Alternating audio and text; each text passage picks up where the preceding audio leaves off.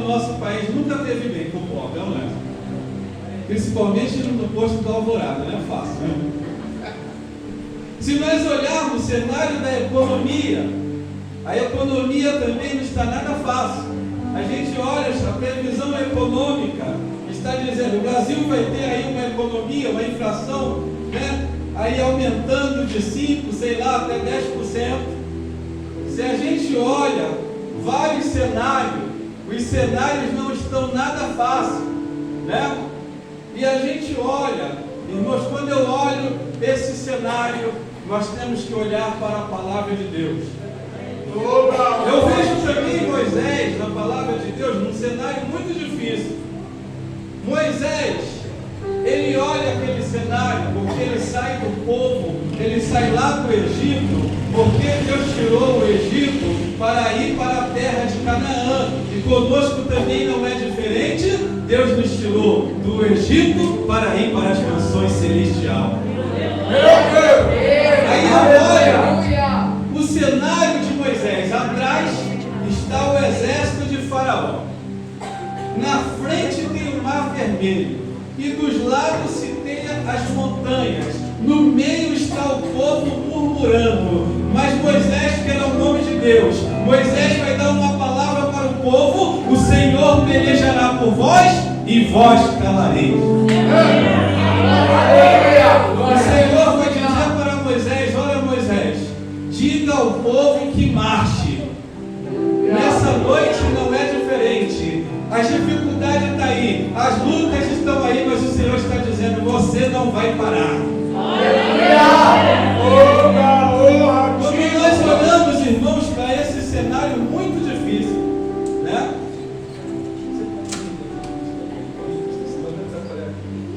Quando eu olho para esse cenário muito difícil, irmãos, a gente olha para esse cenário que está acontecendo, né? E Deus usa até alguns irmãos fazendo algum vídeo. Olha, Deus vai trabalhar lá no rio, Deus vai mandar água. Então eu acredito, porque Deus usa os seus vasos.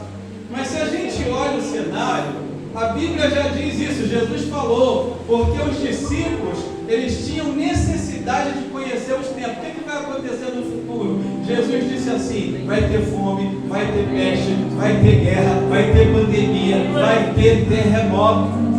Meu Deus! Nós temos que olhar para esse cenário de duas maneiras: ou você olha pelo olho carnal, ou você olha pelo olho espiritual.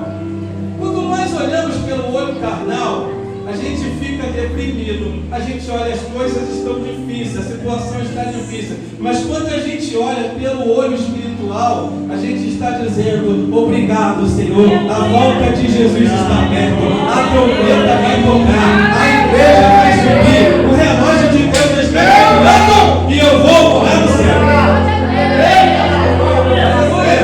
Não se preocupe, porque o Deus que você serve, Ele controla a história, Ele controla o universo, Ele é soberano no céu e na terra. Aleluia!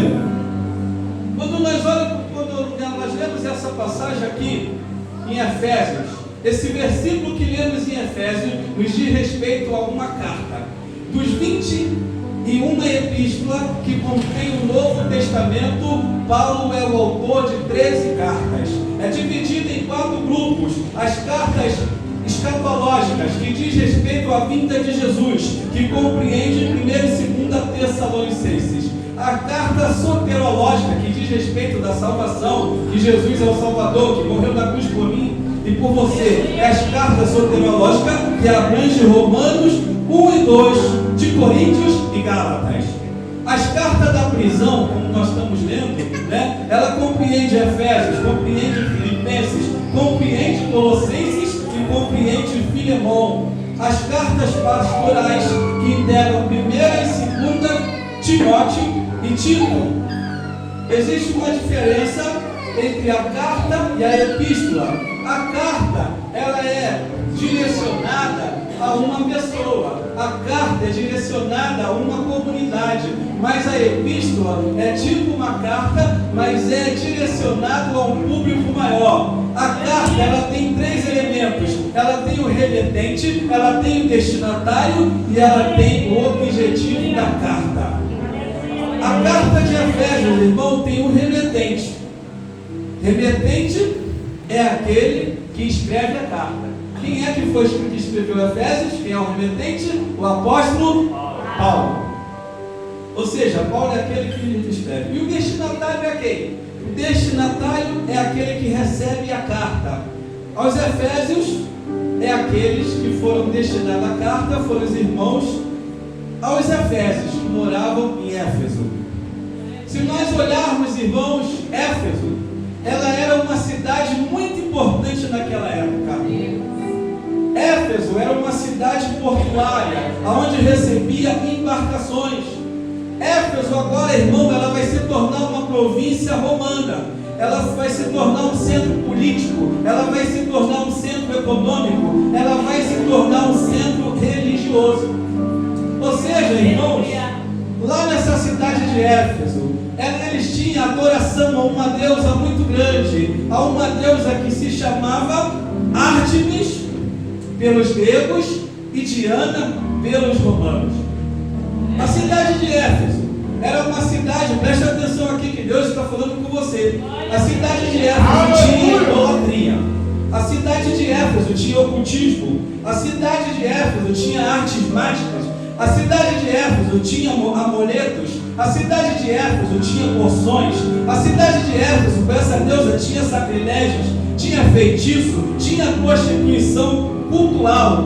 Mas nesse lugar, com tantas as coisas lá do inimigo, Deus vai enviar ali os missionários. Deus vai enviar Paulo. Deus vai enviar outros missionários. E lá em Éfeso agora vai ter uma igreja. Vai ter pessoas agora que vão aceitar Jesus como Salvador.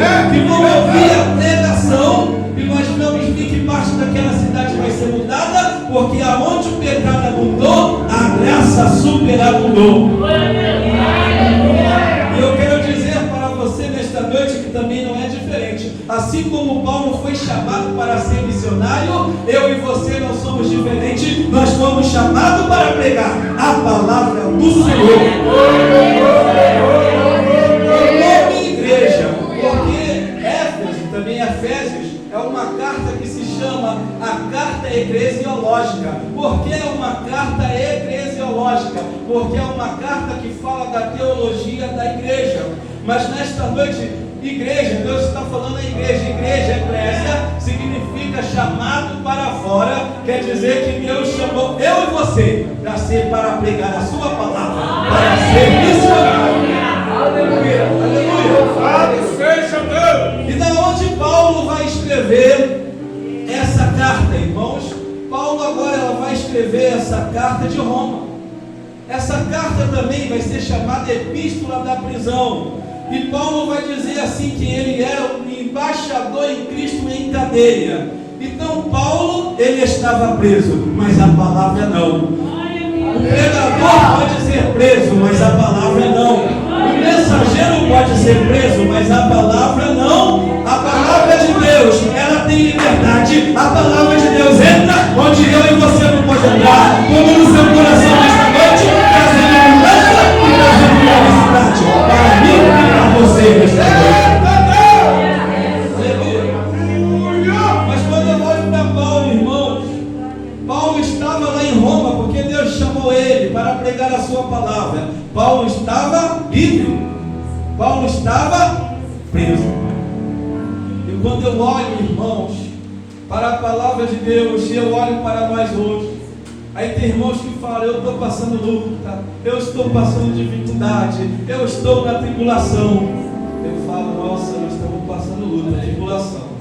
Mas quando eu olho para a palavra de Deus, eu olho para a vida dos discípulos, e a maioria dos discípulos, eles tiveram uma morte horrenda.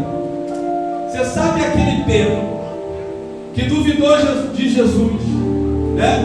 Que estava indeciso, mas depois ele foi cheio do Espírito Santo e até a sua sombra curava. Pedro disse assim, segundo os historiadores, não me crucifique assim em pé, me coloque de cabeça para baixo, porque eu não sou digno de ser crucificado como mestre. Quando eu olho para o apóstolo Paulo foi decapitado. Quando eu olho, para Policarpo, Senhor, que entregaram a sua vida, né, para ser um mártir a favor do Evangelho. A palavra testemunha no grego quer dizer martirel. Você sabe o que quer dizer martirel? Quer dizer que nós fomos chamados para ser um mártir, para morrer em favor do Evangelho, porque crente não nega Jesus. Hoje tem tantos missionários que estão lá na China, que estão em vários lugares dando a sua vida, mas a gente acha que nós estamos em prova. Prova eram esses irmãos que eram jogados lá no Coliseu para ser comido pelos leões, para ser comido pelas feras. Mas muitos deles falaram assim: eu vou ensinar o leão, eu vou ensinar a fera, porque eu quero chegar mais perto do Salvador. Aleluia! E Paulo vai escrever aqueles irmãos que, como igreja, Paulo vai dizer assim, aqueles irmãos, que eles tinham sido escolhidos antes da fundação do mundo. Olha que coisa gloriosa, irmãos. Antes da fundação, que o mundo fosse criado, Deus já chamou eu e você para ser igreja nesta noite. Aleluia! Aleluia! Que nós lemos, Paulo vai orientar aquela igreja. Ele vai escrever sobre a semelhança superficial. Que semelhança é essa? De uma pessoa bêbada e de uma pessoa cheia do Espírito Santo. Para a gente ser cheio do Espírito Santo, você precisa conhecer o Espírito Santo nesta noite. Você precisa saber que Ele é o Consolador. Você precisa saber que Ele vem como vento, que Ele vem como fogo, que é aquele que convence o homem do pecado e da justiça. É aquele que batiza com o Espírito Santo e que vai nos levar para o céu. Aleluia! As horas já estão se passando. Mas que semelhança é essa? Uma pessoa bêbada dizendo, ela está sob a influência do álcool. E o cristão cheio do Espírito Santo, nós estamos dizendo, ele está cheio da influência do Espírito Santo. Ele está cheio do poder de Deus. Mas nós vemos nessa passagem um contraste profundo. E que contraste é esse? Na embriaguez, o homem perde o controle de si mesmo. Né? Agora meu irmão é crente, mas eu lembro do meu irmão bêbado, irmãos. Nós estávamos em março e meu irmão dando Feliz Natal para todo mundo. Olha só que coisa. O bêbado, ele perde o controle de si mesmo. Ele não sabe o que ele está falando. Mas o crente cheio do Espírito Santo, ele é diferente. Ele ganha o controle de si mesmo, pois ele tem o domínio próprio, que é o fruto do Espírito Santo.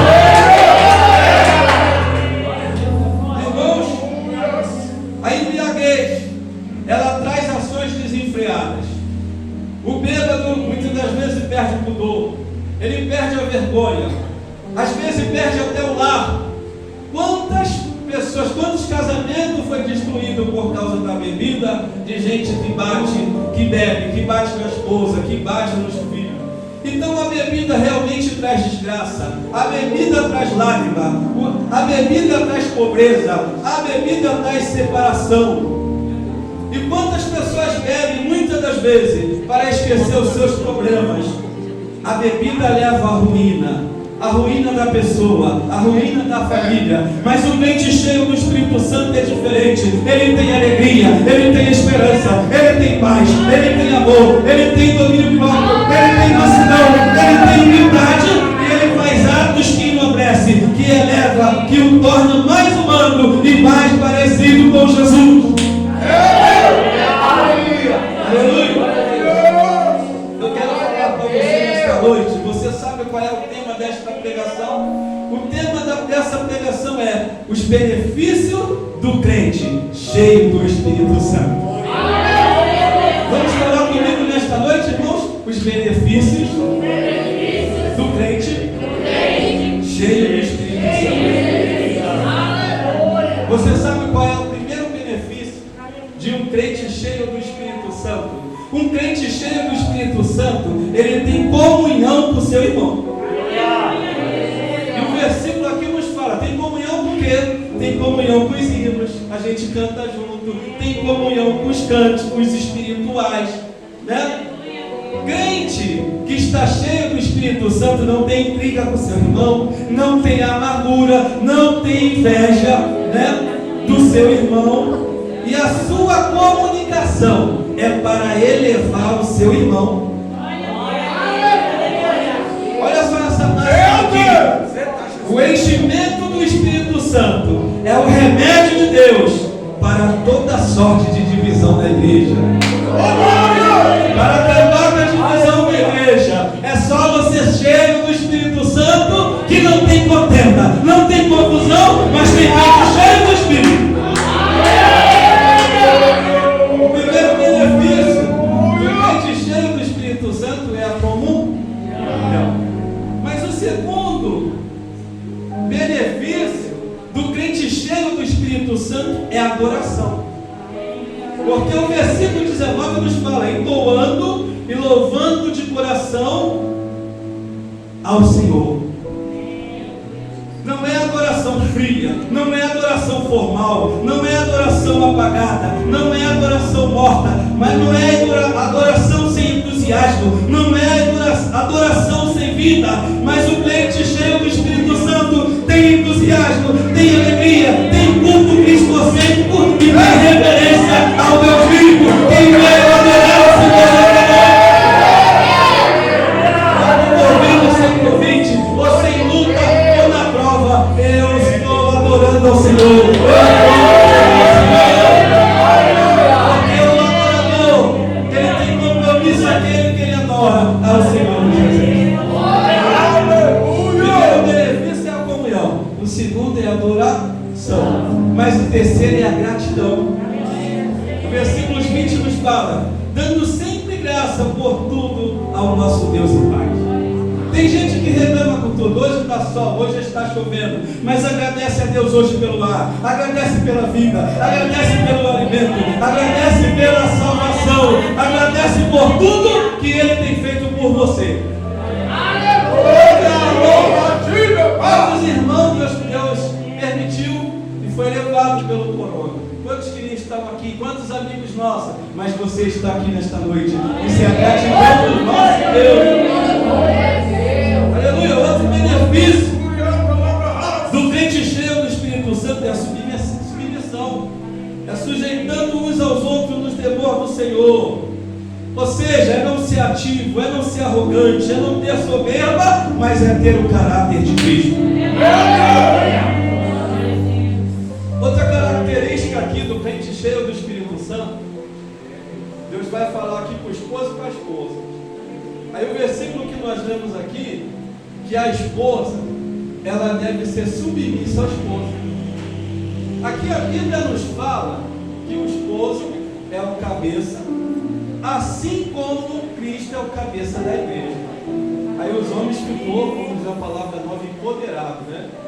A mulher submissa, o homem é o cabeça. E é mesmo.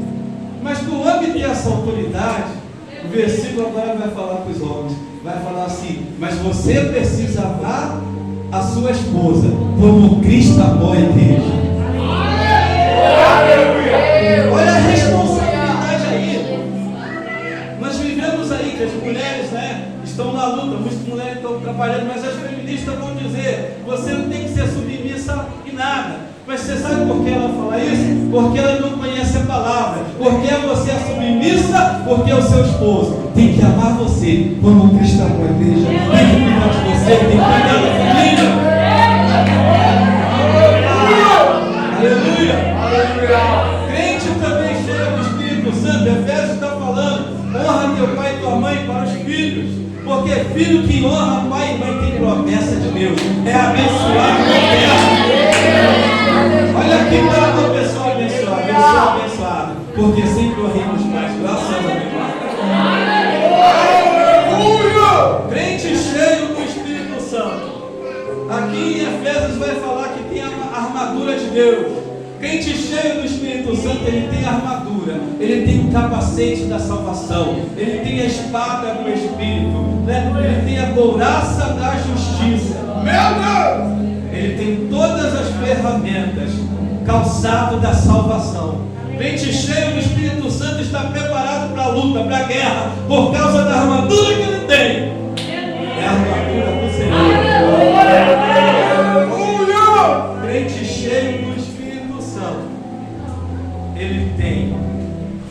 alegria da salvação. Quantos irmãos estão pensando? Quantos não têm certeza mais da salvação? Ontem mesmo eu estava lá no aniversário com o presbítero, parece que ele estava tão desanimado. E ele disse: estamos em luta. Não será que tem certeza mesmo da salvação? Eu falei: eu tenho certeza da minha salvação, porque aquele que me prometeu é fiel. Eu sou falho, eu sou pecador como todo mundo, mas eu sou remido pelo sangue do Cordeiro, e ele que me prometeu a salvação. E logo a trombeta vai tocar e estaremos com ele. Aleluia. Amados irmãos, esses dias, a internet, ela é uma benção, Você pode olhar os TikTok da vida, ver a vida dos outros, mas você pode estudar teologia, palavras, escutar hino, Então eu estava vendo dois irmãos que eram ex-satanistas, que eram bruxos. Esses irmãos nos testemunhos, ele estava dando testemunho que eles iam para o cemitério comer gente morta. Olha só como Deus é menino. E você sabe como Deus foi trabalhando com esses bruxos? Eles falaram assim, teve um que falou: eu vou comer aqui uns 19 corpos. Quando ele chegou no 15 que ele tinha comido, aí ele viu lá os crentes fazendo o burro.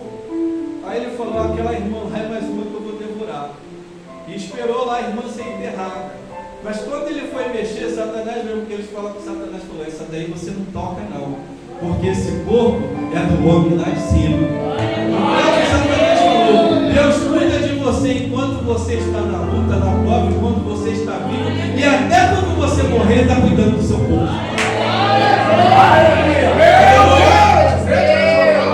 Mas nós estamos falando aqui sobre o que é um crente ser cheio do Espírito Santo. Você viu? Se Deus usar em dizer pré, Deus usa como Ele quer. Mas ame a sua esposa, ame seu filho, seja um bom pai, seja um bom crente. Isso é o crente ser cheio do Espírito Santo. Mas Deus também está nos falando nesta noite: eu quero te encher do meu Espírito. Mas muitas das vezes você está cheio, mas o Espírito Santo está dizendo: para me te encher, esvazie-se nesta noite. Joga fora o pecado, joga fora a bebida, joga fora a prostituição, joga fora a mentira, joga fora a mentira nesta noite, porque eu quero te encher nesta noite da minha graça. Eu quero te encher da minha presença.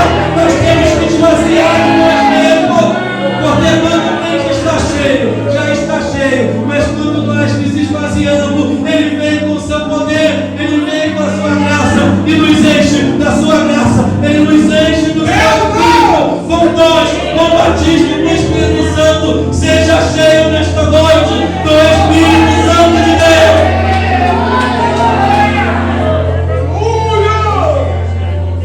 As horas já se foram. Mas o que fica é a presença do Espírito Santo.